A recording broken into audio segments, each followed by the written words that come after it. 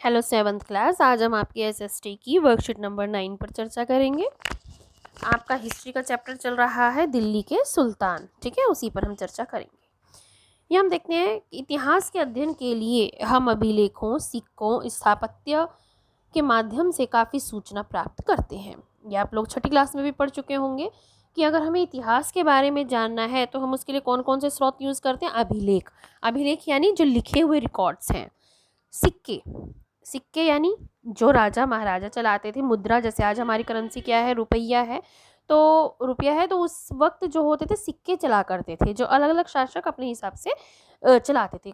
कोई चांदी के, कोई सोने के, उनकी वैल्यू अलग अलग होती थी, ठीक है। तो आज भी वो सिक्के हमें मिलते हैं। उसमें राजा महाराजाओं के उस समय के शासन का काल से हमें पता चल जाता है उन्होंने जो कपड़े पहने हैं, या उनके सिक्कों पर अगर कोई और चित्र बना हुआ है तो हमें इससे हमें उस काल की जानकारी पता चलती है, ठीक है। तो रिकॉर्ड्स के माध्यम से, सिक्कों के माध्यम से, और स्थापत्य कला, स्थापत्य कला होता है भवन निर्माण कला, यानी बिल्डिंग्स बनाना। जैसे कि हम देखते हैं ताजमहल है, पुराना किला है, लाल किला है, बीबी का मकबरा, हुमायूं टॉम, ठीक है। तो ये सब है, तो ये सब क्या है, स्थापत्य कला है, स्थापत्य भवन निर्माण है, जिन पे अगर तुम जाओगे तो देखोगे कुछ ना कुछ कहीं ना कहीं छपा हुआ है।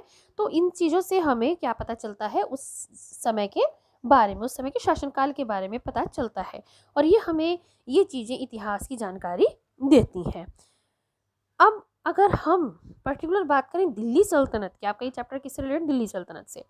दिल्ली सल्तनत यानी दिल्ली सल्तनत के टाइम के जो शासक हुआ करते थे, उनके बारे में अगर हम ज़्यादा जानकारी पाना चाहते हैं तो उसके लिए हम उन इतिहास, तारीख और तवारीख हैं जो सुल्तानों के शासनकाल में प्रशासन की भाषा फ़ारसी में लिखे गए थे। ये तवारीख किस में लिखी गई थी, फ़ारसी भाषा में। तवारीख होता है बच्चों, ये राजा महाराजा लोग जो है लिखवाते थे अपने दरबारियों से, खास लोग इसके लिए लगाए जाते थे काम पे, और ये लोग उनके प्रशस्ति पत्र के रूप में, यानी अपने शासकों की प्रशंसा के तौर पर या उनको सलाह देने के तौर पर लिखा करते थे, ठीक है। तो उन्हें हम कहते हैं तवारीख।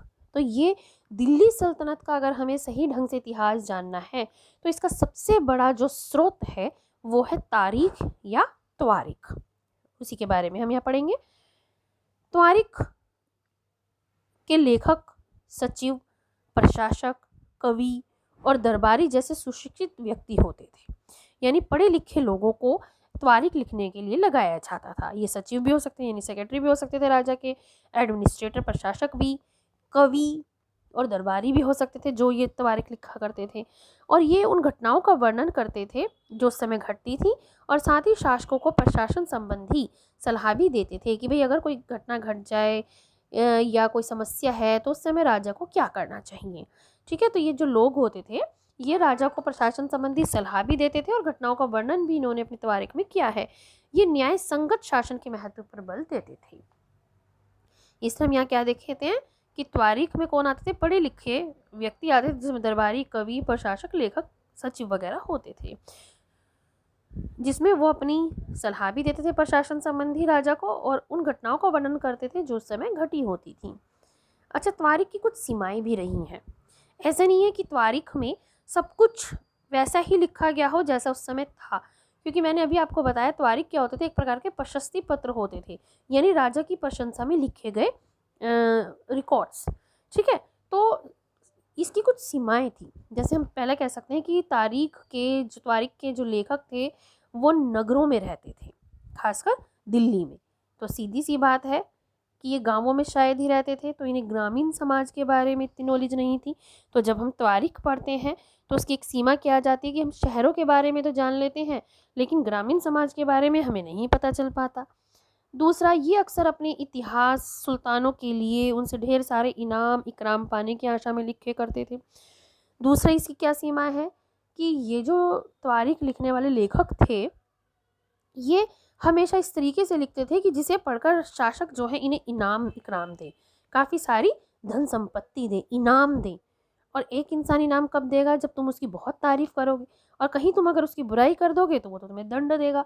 तो त्वारिख के लेखक भी इनाम इकराम पाने के लिए त्वारिख लिखा करते थे। तो जाहिर सी बात है, ये उसमें अच्छी अच्छी घटनाएं तो लिखते थे, लेकिन बेकार घटनाएं नहीं लिखते थे, और अच्छी घटनाओं को भी बढ़ा चढ़ा कर लिखते थे। बहुत ज़्यादा प्रशंसा करते थे उस समय के राजाओं की। तो इस तरह हमें त्वारिख से राजा की सही घटनाओं का तो पता चलता है, अच्छी घटनाओं का। लेकिन उस समय अगर कोई नकारात्मक घटना घटी थी, अप्रशंसनीय घटना घटी थी, तो उसका हमें पता नहीं चल पाता। दूसरी जो प्रशंसा है वो भी बढ़ा चढ़ा कर की गई है, तो हमें सही इतिहास का पता नहीं चल पाता। ठीक है। फिर है कि ये लेखक अक्सर शासकों को जन्मसिद्ध अधिकार, लिंग भेद पर आधारित आदर्श समाज व्यवस्था बनाए रखने की सलाह देते थे। इसके अलावा इसकी एक सीमा क्या है कि समानता पर जोर नहीं देते थे। ये जन्मसिद्ध अधिकार को सही मानते थे, यानी विशेष अधिकार देना राजा महाराजाओं को, और लिंग भेद पर आधारित समाज को ही आदर्श समाज मानते थे, यानी लड़का लड़की में भेदभाव करते थे और उस समाज को आदर्श मानते थे, और उसी को बनाए रखने की सलाह भी अपने राजाओं को देते थे। तो उनके विचारों से लोग सहमत भी नहीं होते थे। तो ये त्वारिख की सीमाएं हैं। ठीक है। तो त्वारिख क्या होता था? एक प्रकार का प्रशस्ति पत्र, जिसमें बहुत ही प्रशंसा ही लिखा करते थे। और इसकी हमने सीमाएं भी देख ली यहाँ पर कि ये केवल शहरों के बारे में इन्होंने हमें बताया, ग्रामीण समाज के बारे में नहीं पता था।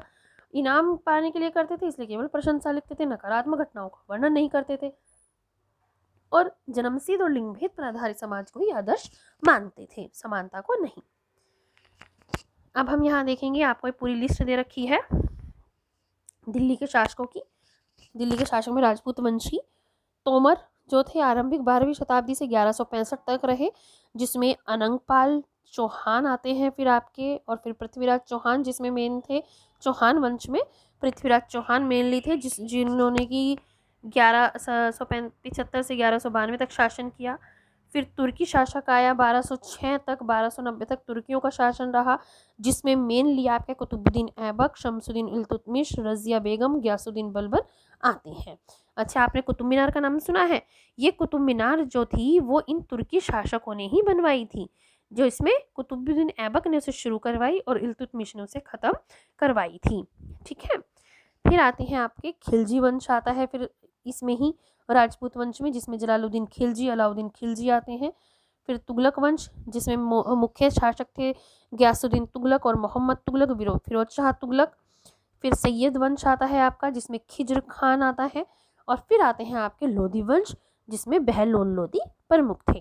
ठीक है। तो यह आपका पूरा क्या है, दिल्ली के राजपूत वंश की, राजपूत वंश में दिल्ली के शासकों की पूरी आपकी लिस्ट है। राजपूत वंश में तो तोमर और चौहान आएंगे मेनली। ठीक है। तो अब हम यहाँ देखते हैं तोमर के बारे में। आपको यहाँ बताया गया है पहले थोड़ा सा कि सबसे पहले तोमर जो थे वो राजपूतों के काल में दिल्ली तोमर साम्राज्य की राजधानी बनी। सबसे पहले तोमर वंश के काल में दिल्ली जो थी वो तोमर साम्राज्य की राजधानी बनी थी। तो आपको क्वेश्चन आ जाता है कि दिल्ली कब बनी राजधानी? तोमर साम्राज्य के काल में। 12वीं शताब्दी के मध्य में तोमरों को अजमेर के चौहानों, जिन्हें हम चाहमान के नाम से भी जानते हैं, ने परास्त कर दिया। तोमरों को किसने परास्त कर दिया? चौहानों ने। तीसरी, तोमर और चौहानों के राज्यकाल में ही दिल्ली वाणिज्य का मुख्य केंद्र बन गया। वाणिज्य यानी व्यापार का मुख्य केंद्र बन गया, और अब लोग दिल्ली की तरफ भागने लगे। तो इस शहर में बहुत सारे समृद्धशाली जैन व्यापारी रहते थे, जिन्होंने अनेक मंदिरों का निर्माण करवाया। यहाँ दहलीवाल कहे जाने वाले सिक्के भी ढाले जाते थे। ठीक है। अब दिल्ली में दहलीवाल नाम के सिक्के ढाले जाते थे, जिनकी कीमत बहुत अच्छी होती है और जो काफ़ी प्रचलन में थे। 13वीं शताब्दी के आरंभ में फिर दिल्ली सल्तनत की शुरुआत हुई, और इसके साथ ही दिल्ली एक ऐसी राजधानी बन गई जिसका नियंत्रण इस उपमहाद्वीप के बहुत बड़े क्षेत्र पर फैला था। ठीक है। तो दिल्ली सल्तनत की स्थापना कब हुई? 13वीं शताब्दी के आरंभ में, और दिल्ली एक बहुत बड़ी राजधानी में परिवर्तित हो गई। ठीक है।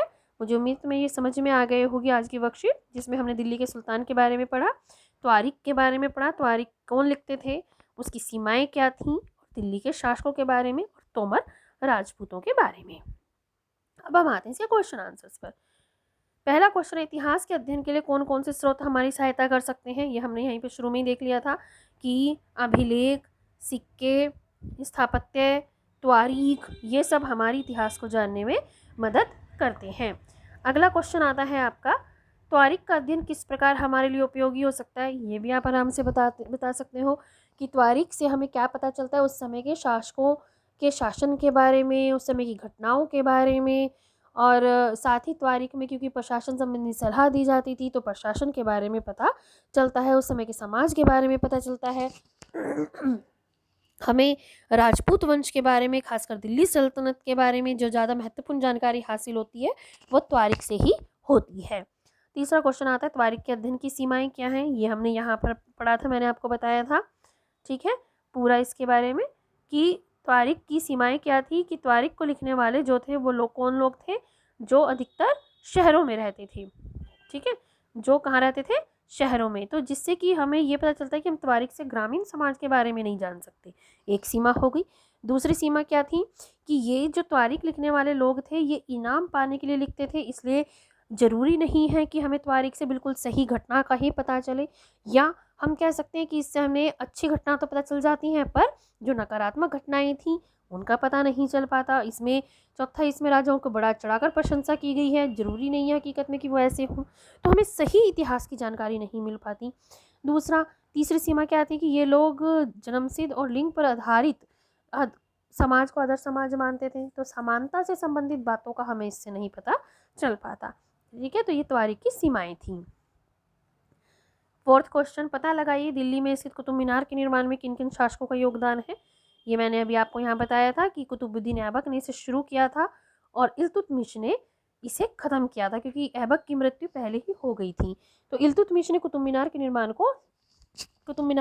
को जो है लास्ट में इसको बनवा कर ख़त्म किया था, ठीक है। अब कुतुब मीनार के संदर्भ में अन्य जानकारी आपको एकत्र करनी है, इसमें आप अपने माता पिता का भी योगदान ले सकते हैं और अपनी तरफ से भी रिसर्च कीजिए और इस आंसर को अच्छे से कीजिए। मुझे उम्मीद है आपको ये वर्कशीट समझ में आ गई होगी और आप इसके क्वेश्चन आंसर अच्छे से कर पाओगे।